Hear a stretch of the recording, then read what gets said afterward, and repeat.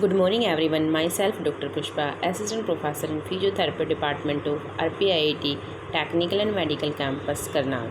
So, last time I will discuss the frozen shoulder in the last video, and so today we will discuss the further frozen shoulder diagnosis, special test and treatment. Now let we start. Diagnosis में हम कैसे diagnose करेंगे हम frozen shoulder को, किनको frozen shoulder है वो हम उनके फीचर्स देखेंगे कि जो हमें इंटरनल रोटेशन होएगी वो रिस्ट्रिक्टेड मिलेगी और जो एक्सटर्नल रोटेशन होएगी वो 50% से कम मिलेगी और जो शोल्डर अबडक्शन होएगी वो 90 डिग्री से कम मिलेगी। यानी कि ये 3 फीचर्स हैं। ये ज़रूरी नहीं है कि ये मैंडेटरी नहीं है कोई कि यही मिलेंगे, और कोई एसोसिएटेड और फीचर्स भी हो सकते हैं।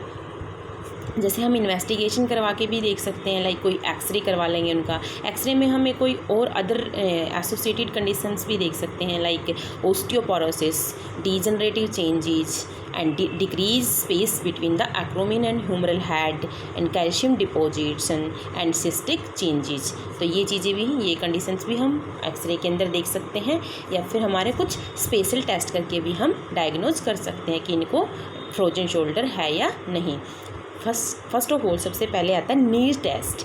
नीज टेस्ट जो होता है वो हम ब्रेकियल, जो बाइसेप्स ब्रेकियाई होती है उस मसल के लिए करते हैं। सबसे पहले हम पेशेंट जो होएगा वो स्टैंडिंग पोजीशन में होएगा, और जो फिजियोथेरेपिस्ट होंगे वो उनके बैक साइड में खड़े होंगे और उनका एक हैंड स्कैपुला पे होएगा और दूसरा हैंड जो होएगा वो फोरआर्म पे होएगा। तो पेशेंट को हम पहले बताएंगे कि आपको, मतलब कि आपका हाथ अंदर की साइड लेके जाना है। तो जो फिजियोथेरेपिस्ट होंगे वो पैसिवली उनके हाथ को अंदर की साइड लेके जाएंगे, यानी कि इंटरनली मूव करेंगे। अगर उस टाइम पे इंटरनल मूव करते टाइम पेशेंट को पेन फील होएगा तो इसका मतलब नीज टेस्ट जो है वो पॉजिटिव है। सेकेंड आता है हमारा drop arm test. Drop arm test जो होता है वो रोटेटर कफ मसल के लिए होता है। रोटेटर कफ मसल जो होती हैं उनके लिए ड्रॉप आर्म टेस्ट करके देखते हैं हम, और जो फ्रोजन शोल्डर होता है उसमें भी हम ड्रॉप आर्म टेस्ट करके देख सकते हैं। जैसे कि पेशेंट जो होएगा उसको हम बोलेंगे, वो स्टैंडिंग में भी हो सकता है, सिटिंग में भी हो सकता है। स्टैंडिंग में हम उसको बोलेंगे कि अपने हाथ को अबडक्शन में लेके जाओ, यानी कि 90 डिग्री अबडक्ट करो और अपने हाथ को धीरे धीरे नीचे लेके आओ। अगर पेशेंट ये करने में अनेबल है, यानी कि वो अपने हाथ को नहीं रोक पाता है 90 डिग्री अबडक्शन में, तो इसका मतलब उसका टेस्ट जो है ड्रॉप आर्म टेस्ट है वो पॉजिटिव है। अब आता है हमारा एम्प्टी कैन टेस्ट, जो कि हमारा सुप्रास्पाइनेटस मसल के लिए किया जाता है। इसमें हम पेशेंट को बोलेंगे कि पेशेंट जो होएगा वो स्टैंडिंग पोजीशन में होएगा और उनका थंब जो होएगा वो अपॉइंटेड अपवर्ड डायरेक्शन में होएगा और 90 डिग्री शोल्डर फ्लैक्शन होएगी, इंटरनल रोटेशन होएगी और 30 डिग्री हॉरिजॉन्टल अबडक्शन में रखेंगे, और पेशेंट का जो थंब होएगा वो अपवर्ड डायरेक्शन में पॉइंटेड होएगा, और उनको बोलेंगे कि आप थोड़ा सा अडक्शन में लेके आते हुए अपने जो थंब है उसको नीचे की साइड यानी कि डाउनवर्ड डायरेक्शन में कर लीजिए। अगर उनको इंटरनल रोटेशन करते टाइम या फिर थंब को नीचे करते टाइम उनको पेन फील होता है तो उनका टेस्ट जो है वो पॉजिटिव है, यानी कि उसके अंदर जो सुप्रास्पाइनेटस मसल है उसकी वीकनेस है। अब आता है हमारा lift off test. Lift off test जो होता है वो सब स्कैपुलरिस मसल के लिए करते हैं। इसमें पेशेंट जो होगा वो स्टैंडिंग पोजीशन में होगा, थेरेपिस्ट उनके बैक साइड में खड़े होंगे और पेशेंट को बोलेंगे कि अपने डोर्सम ऑफ हैंड जो है उसको लोअर बैक पे रखो। लोअर बैक पे रख के उसको उठाने के लिए बोलेंगे कि अपने हैंड को अपनी बैक से दूर लेके जाओ। तो अगर पेशेंट अनेबल होता है अपने हैंड को उठाने के लिए, यानी कि उनका हाथ नहीं उठा पाते हैं वो, तो इसके लिए क्या होएगा कि उनका टेस्ट जो है वो पॉजिटिव होएगा, यानी कि जो सब स्कैपुलरिस मसल है उसकी वीकनेस है। अब आता है हमारा ट्रीटमेंट में हम उनको ड्रग्स दे सकते हैं, like salicylate, NSAIDs, non steroid anti inflammatory drug, जो कि पेन को रिड्यूस करने के लिए और इन्फ्लामेशन जो होती है उसको रिड्यूस करने के लिए हम उनको दे सकते हैं ये ड्रग्स, और एक इंजेक्शन दे सकते हैं जो कि स्टेरॉयड इंजेक्शन होता है। अब आता है हमारा फिजियोथेरेपी ट्रीटमेंट। फिजियोथेरेपी ट्रीटमेंट में हम थर्मोथेरेपी, यानी कि काफ़ी मॉडलिटीज़ होती हैं या मशीन होती हैं जो हम यूज़ करते हैं पेन को रिड्यूस करने के लिए, इन्फ्लामेशन को रिड्यूस करने के लिए और ब्लड सर्कुलेशन को इंक्रीज़ करने के लिए। लाइक सबसे पहले जैसे कि अल्ट्रासोनिक थेरेपी के दे सकते हैं हम उनको, और एक हम SWD दे सकते हैं उनको। जो अल्ट्रासोनिक और SWD है दोनों ही डीप हीटिंग मॉडलिटी है। या फिर हम उसको कोई भी पैसिव एक्सरसाइज करा सकते हैं। फिजियोथेरेपिस्ट जो है उनके द्वारा की जाएंगी पेशेंट की जो एक्सरसाइज है। पैसिव मतलब जो फिजियोथेरेपिस्ट के द्वारा परफॉर्म की जाती है, और एक्टिव मीन्स जो पेशेंट खुद करता है।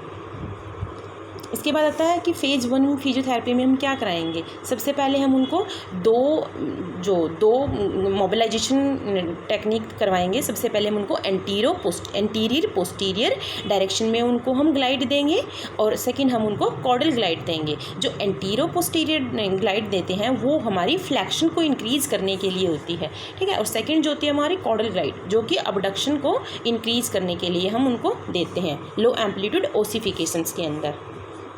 ये मोबिलाइजेशन की ग्रेड होती हैं। जैसे कि कैसे परफॉर्म करेंगे, सबसे पहले जैसे हमने उनको कॉर्डल ग्लाइड देना स्टार्ट किया, तो उसमें ये क्यों देते हैं, क्योंकि इसमें पेन रिड्यूस हो जाता है और मोमेंट जो होती है वो इंक्रीज हो जाती है। तो कॉर्डल ग्लाइड जो होती है वो अबडक्शन यानी कि शोल्डर अबडक्शन हमारी रिस्ट्रिक्टेड थी, तो उसको इंक्रीज करने के लिए हम परफॉर्म करेंगे कॉर्डल ग्लाइड। जैसे कि पेशेंट जो होगा वो सुपाइन लाइन में होएगा, और थेरेपिस्ट जो होगा उनके बैक साइड में खड़ा होएगा यानी कि टूवर्ड टू द हेड, और वन हैंड जो होएगा वो पेशेंट के आर्म पे होएगा, और सेकंड हैंड जो होएगा वो उनके डेल्टोइड मसल यानी कि शोल्डर जॉइंट पे होएगा, और उसको हम डाउनवर्ड डायरेक्शन में मोबिलाइज करेंगे अपने इंडेक्स और थंब से। तो उससे हमारी शोल्डर अबडक्शन जो है वो इंक्रीज हो जाएगी।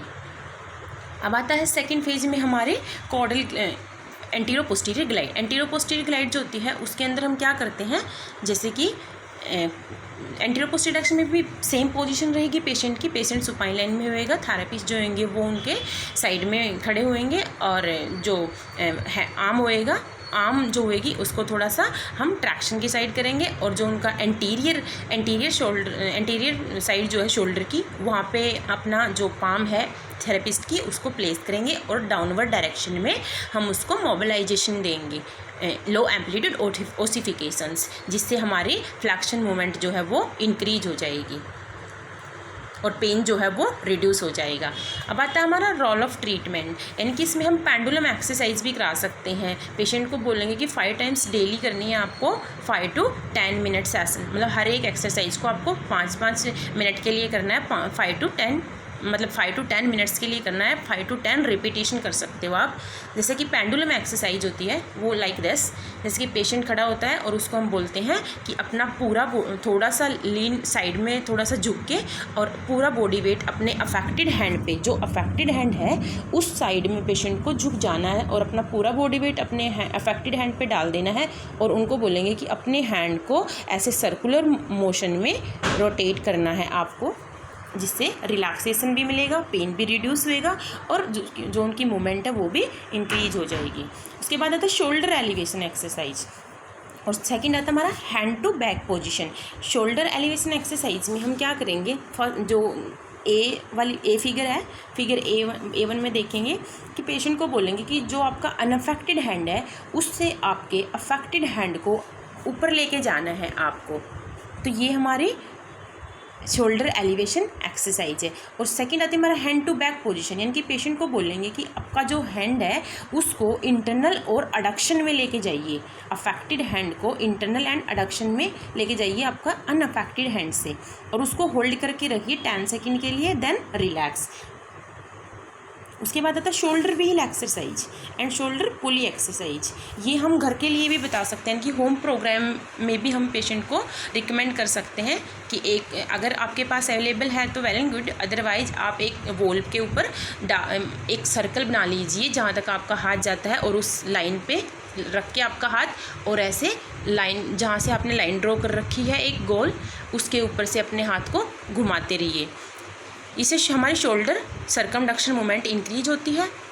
और सेकेंड आता है हमारा शोल्डर पुली एक्सरसाइज। शोल्डर पुली में हम पेशेंट को सीटिंग पोजीशन में होएगा और बोलेंगे कि अपने दोनों हाथों को आगे रखो और शोल्डर पुली जो है उसको पकड़ो, और अपने ऊपर मतलब ऐसे ऊपर नीचे करना, एक बार ऊपर एक बार नीचे, लेफ्ट हैंड और राइट हैंड से। इससे हमारी फ्लैक्शन मूवमेंट इंक्रीज होएगी। और सेकंड बोलेंगे कि आपके जो दोनों हैंड हैं उनको अबडक्शन में रखो, शोल्डर पुली को पकड़े हुए, और ऊपर नीचे करना है ऐसे, one hand and another hand. तो इससे हमारी शोल्डर अबडक्शन मूवमेंट जो है वो इंक्रीज हो जाएगी। तो और लास्ट एक्सरसाइज हम बोलेंगे पेशेंट को कि स्टैंडिंग में होएगा पेशेंट, और उसको हम कोई भी टॉवल वगैरह दे देंगे और टॉवल से उसको बोलेंगे कि आपको दोनों हाथों से पकड़ना है और एक हैंड से आप ऊपर करिए और दूसरे से नीचे करना है। मतलब एक बार ऊपर पकड़ना, एक बार ऊपर लेके जाना है, एक बार नीचे, एक बार ऊपर, एक बार नीचे।